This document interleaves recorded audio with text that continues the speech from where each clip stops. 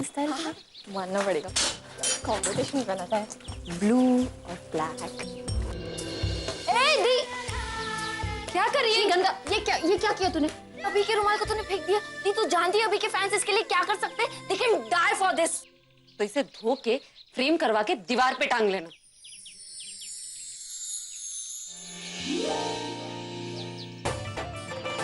What an idea. तू ना भी कितना अच्छा आइडिया देती है यार। ये ड्राइंग रूम में अच्छा लगेगा या मेरे रूम में? नहीं, मैं ना अभी से धो देती हूँ, फिर फ्रेम करके लगा दूंगी।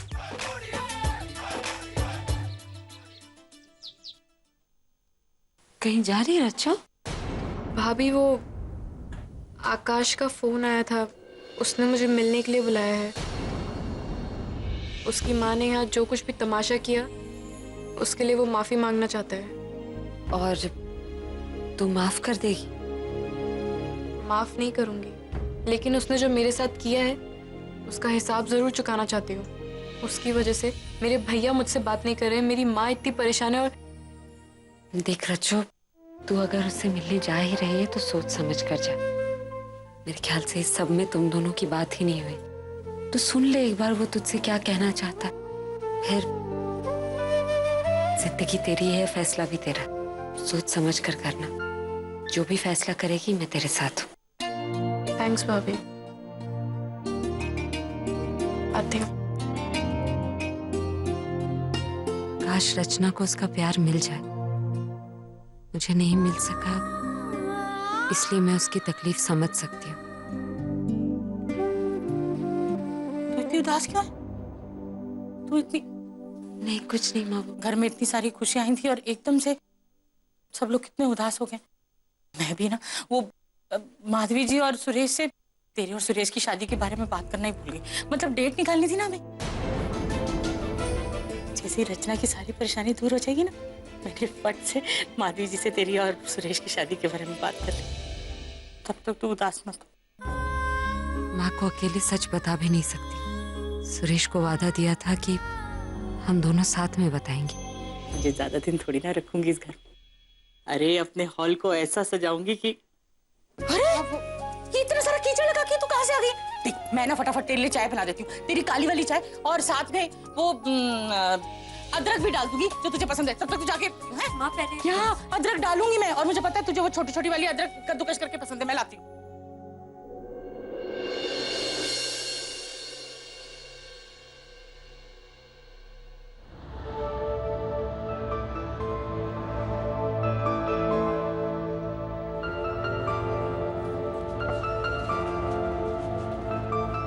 कहाँ जा रही हो मैडम? बाइक है हमारे पास, कहो तो छोड़ दें? लगता है कहीं जाना नहीं है, किसी का इंतजार कर रही है। अरे मैडम सुनो तो। मैडम बोर हो रही है तो हमारे साथ टाइम पास कर लो। हम चारों फ्री है मैडम आपके लिए। फालतू बकवास मत करो, समझे? अरे धीरे धीरे, वरना बच्चे पे असर पड़ेगा ना। अच्छा एक काम करो, अपने होने वाले बच्चे के पापा से मिलाओ। क्यों? सही कहा ना? अरे अरे अरे मैडम, सही। अरे कहाँ जा रही हो? मैडम, अरे मेरी बाइक पे इंतजार कर रही है। आप तो बुरा मान गए। मॉम, मुझे एक बात समझ नहीं आ रही। पहले आपने रचना को मुझे डेट पे ले जाने के लिए बोला, राइट? फिर मुझे ही वहां जाने से मना कर दिया। ये चल क्या रहा है आपके दिमाग में? गणित चल रहा है मेरे दिमाग में। उनके घर जाकर हमने अपना खेल तो खेल लिया और उनका तमाशा भी बना दिया, और दुनिया के सामने ये भी कर दिया कि भाई हम तो रिश्ता लेकर आए थे। पर असली मजा तो तब आएगा जब वो घर से बाहर निकलेंगे और दुनिया वालों की नजरें उनके कपड़े फाड़ देंगी। अरे हरी भाई, सामान लाइए ना इधर। हाँ हाँ यहाँ रखिए। हाँ वो चावल की गोनी यहाँ रखो, और ये दाल वाली को उसके बाजू में रखो। वो दाल वाली मैंने यहाँ रखी है। ठीक है। आपको कितनी बारी मैं समझा चुका हूँ, लेकिन आप समझने की कोशिश क्यों नहीं करते हैं? और पिछली बारी तो यहाँ पे लाइन खींच के गया था, उसके बावजूद आप अपनी दुकान बीच सड़क पे लगा रहे हैं। अरे आने जाने वालों को परेशानी होती है, कमाल है आप। और आप भाई साहब, आपसे बात कर रहा हूँ, अपना कचरा ये नाली में क्यों फेंकते हैं? अब ये सोचिए कि अगर नाली चौक होगी तो बारिश के महीने में सारा पानी रास्ते पे आ जाएगा और वही पानी आपके घर में चले जाएगा। आप ही के घर में गंदगी होगी, थूकते भी यहीं पर है। पानी भी यहीं पर फेंकते हैं, कचरा भी यहीं पर फेंकते हैं। आप लोगों को सफाई पसंद नहीं है क्या? कमाल के लोग हैं आप। जहाँ महेश, हमारे घर की गंदगी छोड़ो, पहले अपने घर की गंदगी साफ करो। क्या मतलब है आपका? मतलब क्या है? सीधा सीधा क्यों बोलते हैं? संभाला नहीं मतलब क्या है जाता आपका? है, कहना क्या है? इतने भोले मत बनो। तुम्हारी बहन ने यहाँ क्या गुल खिलाया है यहाँ सब जानते हैं। ये शरीफों का मोहल्ला है और यहाँ ये सब नहीं चलेगा। तुमसे मैं इज्जत के साथ कहता हूँ कि ये मोहल्ला छोड़ करके चले जाओ, वरना बेइज्जत करके यहाँ से निकाल फेंकेंगे। अच्छा, अरे हम तो समझते थे कि उस लड़की की शादी टूट गई। अरे इस बात को लेकर हम लोग कितना दुखी थे। अरे पूरा मोहल्ला दुखी था। सही बात है, सही बात है। यहाँ तो कहानी कुछ और निकली। अरे कौन सी कहानी? मैं बता रहा हूँ आप लोगों को। चुप करिए आप लोग। अरे ये फिर से शुरू हो गया। सुरेश भाई, हम लोग चुप क्यों रहे? तुम्ही ने नियम बनाया था ना कि चौल में कुछ गलत नहीं होगा। अब याद है वो लड़की जो 13 नंबर में भाड़े पे रहती थी, कुछ उल्टा सीधा काम करती थी ना? तब सेक्रेटरी को तुमने नोटिस भेजकर उसको यहाँ से निकलवाया था। अगर उसका गलत काम था तो बिना शादी के प्रेग्नेंट होना गलत नहीं है क्या? क्या बकवास कर रहे हो तुम? मेरी बहन की शादी हो चुकी है। तो 2 दिन पहले क्या उसकी दूसरी शादी करवा रहे थे क्या? अरे ये तो और भी बड़ा गुनाह कर रहे हो तुम। अब ये बताओ कि तुम्हारी कंप्लेंट मैं पुलिस स्टेशन में करूं? तुमने मेरी दुकान ये कहकर बंद करवाई थी कि मैं पुराना तेल यूज करता हूँ। मेरी दुकान का माल खाने से लोगों का पेट खराब हो जाता है। तुमने और तुम्हारे घर वालों ने ऐसा काम किया ना कि पूरा मोहल्ला खराब हो रहा है। दूसरों का धंधा बंद करवाने चले हैं, पहले अपनी बहन का धंधा बंद करवाओ। ए विशाल, ऊपर क्या कर रहा है? नीचे आ, नीचे। हो गया झमेला, जल्दी आ। अरे छोड़ो इसे। क्या कर रहा है? हटिए। क्या कर रही है? ठहरिए, क्या कर रहे हैं आप? रुकिए, रुकिए। ये क्या कर रहे हैं? ये देखिए कैसे मेरी बहन के बारे में नाम से नाम बक रहा है। बात कीजिए आप। क्या गलत कहा है इसने? सही तो है। पहले आपने उस लड़की को यहाँ से निकलवाया क्योंकि उसका काम आपको पसंद नहीं था। देखिए, हम उस लड़की के बारे में बात कर चुके थे। आपने खुद उस लड़की से बात की थी। देखिए मिस्टर सुरेश, नियम सबके लिए बराबर होने चाहिए। आपकी बहन ने जो भी किया आप भी जानते हैं और हम भी जानते हैं। आपकी बहन अब यहाँ नहीं रह सकती है, उसको यहाँ से जाना होगा। चाहे तो आप भी जाइए उनके साथ। और ये फैसला मेरा नहीं, सोसाइटी की कमेटी का फैसला है। चलो संजय, चलो। एक मिनट सर, आप कौन होते हैं इसे मोहल्ले से बाहर निकलवाने वाले? सेक्रेटरी हूँ यहाँ का। अच्छा, आज आपको याद है कि आप सेक्रेटरी हैं। आज आपको सारे काम याद आ रहे हैं। जब इस गली के गड्ढों में आए दिन एक्सीडेंट्स होते थे, बच्चों को चोट लगती थी, तब कहाँ थे आप? सुरेश गया था बीएमसी के ऑफिस कंप्लेन लेकर, उसने ये गड्ढे भरवाए। पिछली बारिश में जब सबके घरों में पानी घुस गया था तो उसकी भी कंप्लेंट सुरेश ने करवाई। म्यूनिसिपैलिटी से खुद लोग बुलवाकर उसने घर साफ किए। और ये स्ट्रीट लैंप सर, ये बच्चे इसके नीचे पढ़ते हैं, खेलते हैं। जब ये खराब हो गया था तब भी यही गया था बीएमसी के ऑफिस कंप्लेन लेकर। 4 बार गया, फिर भी जब ठीक नहीं हुआ ना तो खुद ठीक किया इसने।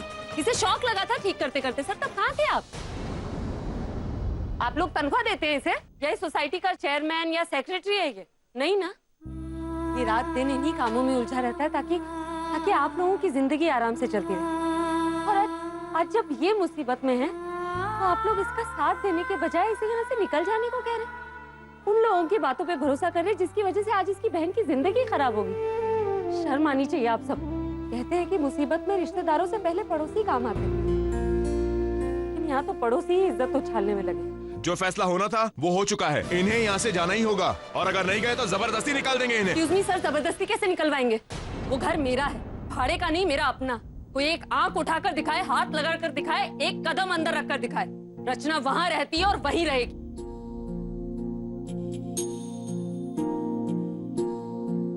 चलो सुरेश।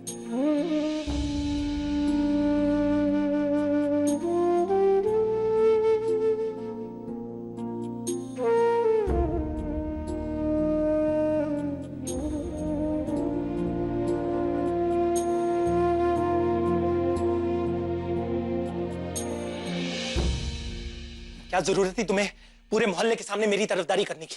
मैं बात कर रहा था ना, तो फिर उस सेक्रेटरी से बिना वजह तुमने झगड़ा क्यों मोल लिया? हाँ, तुम क्या अपने आप को झांसी की रानी समझती हो? सुरेश, मैं तो सिर्फ क्या? तुम्हें क्या लगा कि मेरे परिवार पर मुसीबतों का पहाड़ टूट पड़ा है और मैं उसे हैंडल नहीं कर पाऊंगा? मैं तुम्हें बेचारा लग रहा था ना, और इसीलिए तुम वहां पर आई और जो तुम्हारे मन में था वो तुमने अनाप शनाप बक दिया है ना। तब क्या सिर्फ तुम्हारी मदद करने की कोशिश कर रही थी? तू ऐसे क्यों बोल रहा है उससे? यही तो मुद्दा है कि वो मेरी मदद कर रही थी, लेकिन वो ये बात नहीं समझती कि मेरी मदद करने के चक्कर में उसने अपने लिए कितनी बड़ी मुसीबत खड़ी कर ली। वहां बिना कुछ सोचे समझे पूरी सोसाइटी को चैलेंज कर लिया कि देखती हूं रच्चों को मेरे घर से कौन निकालता है। अब आप ही बताइए आंटी जी, अगर वो सेक्रेटरी इसके पीछे पड़ गया तो? ऑलरेडी रच्चो कितना कुछ झेल चुकी है, झेल रही है आंटी जी। अब मेरी वजह से आप लोग कुछ झेलें ये मैं नहीं देख सकता। तुमने एक भी बारी नहीं सोचा कि अपने मोहल्ले में रहकर अपनी ही सोसाइटी के खिलाफ आवाज ऊंची करोगी तो क्या होगा? क्या जरूरी थी? जरूरत थी सुरेश, क्योंकि तुम्हारी प्रॉब्लम्स मेरी भी प्रॉब्लम्स हैं।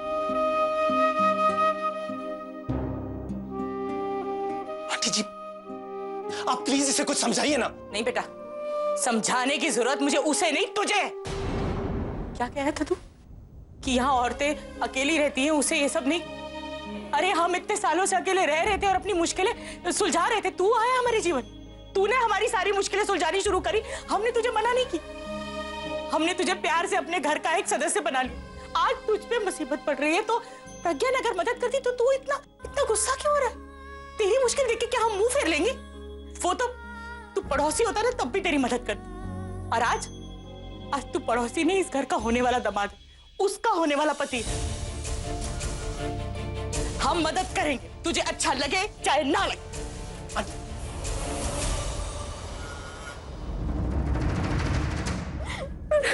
अरे रचना, क्या हुआ बेटा? क्यों रो रही है? आकाश ने मुझे मिलने के लिए बुलाया था और वो वहां आया ही नहीं, और जब मैं उसका वेट कर रही थी तो मोहल्ले के कुछ लड़कों ने मेरे साथ मन तो करता कि हाँ बेटा,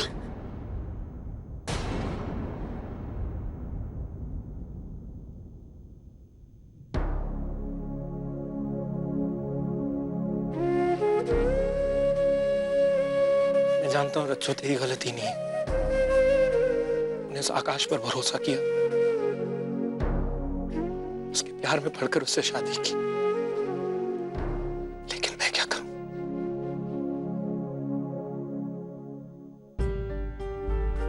कहां जाऊं?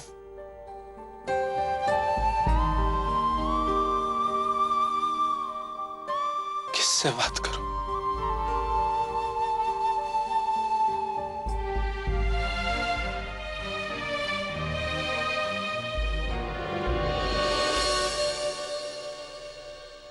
हाँ बहन जी, अगर आपके पंडित जी मुहूर्त जल्दी निकालना चाहते हैं, हमें कोई प्रॉब्लम नहीं है। हमारे यहाँ तो तैयारियां अभी से शुरू हो गई हैं। हाँ हाँ हाँ, बिल्कुल तैयारी कीजिए। बाय।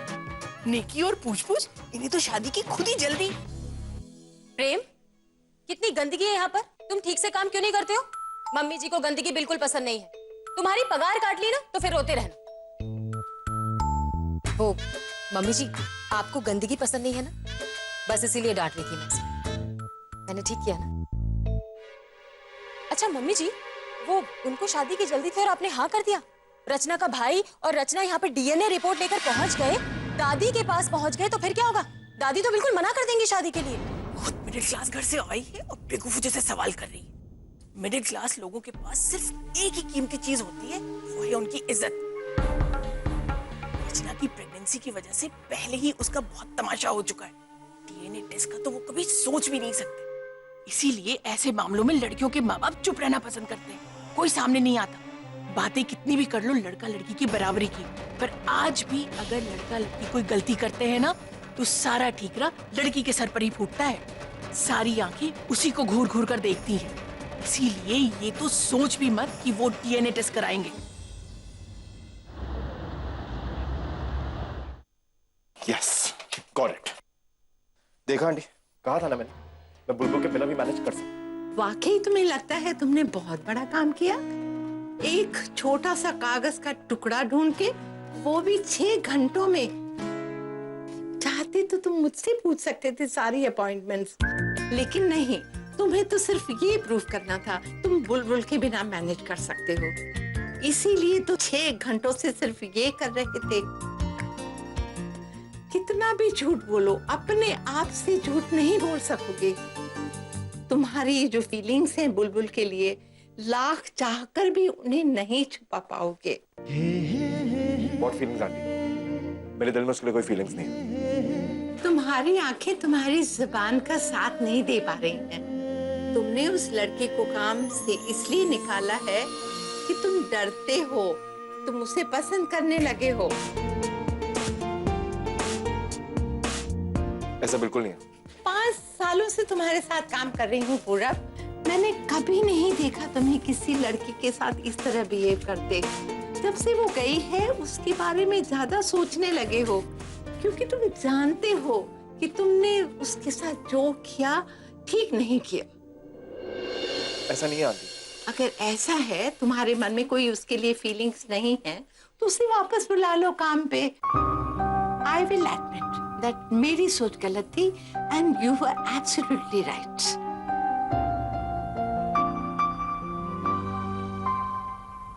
दी, तुझे रचना को ना उस आकाश से मिलने ही नहीं देना चाहिए था। बहुत बुरा लड़का है वो। और उससे भी बुरा मेरा बॉस। ऑफिस से ही फोन आ रहा है। हेलो। पूरा बोल रहा हूँ।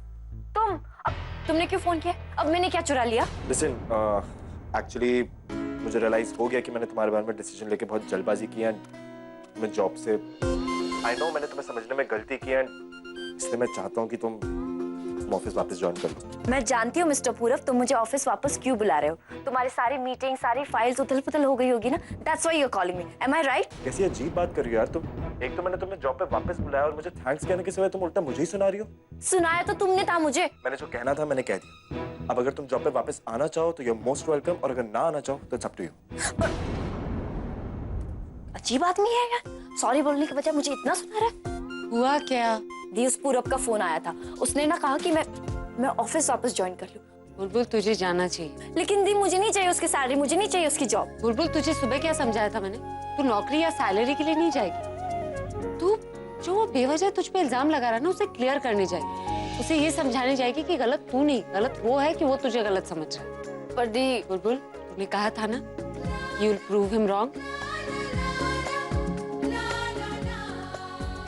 आई विल प्रूव हिम रॉन्ग दी।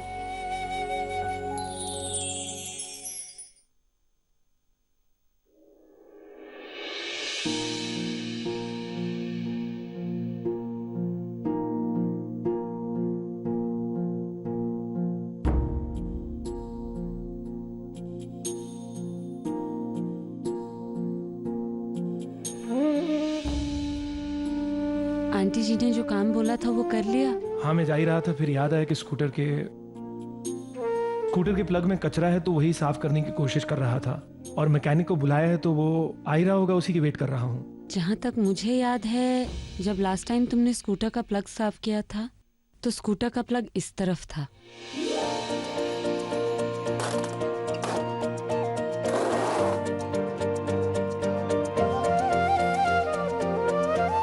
और किराने वाले का बिल जो देना था, उससे बात हो गई है, वो अपना लड़का भेज देगा पैसे लेने के लिए। इलेक्ट्रिसिटी बिल वो ऑनलाइन भर दूंगा। ड्राई क्लीन वाले को फोन कर दिया है, सब्जी वाले का नंबर ले लिया है, न्यूज़पेपर वाले का बिल क्लियर कर दिया और केबल वाला अगले महीने आएगा। मुझे सब याद है, तुम प्लीज जाओ ना।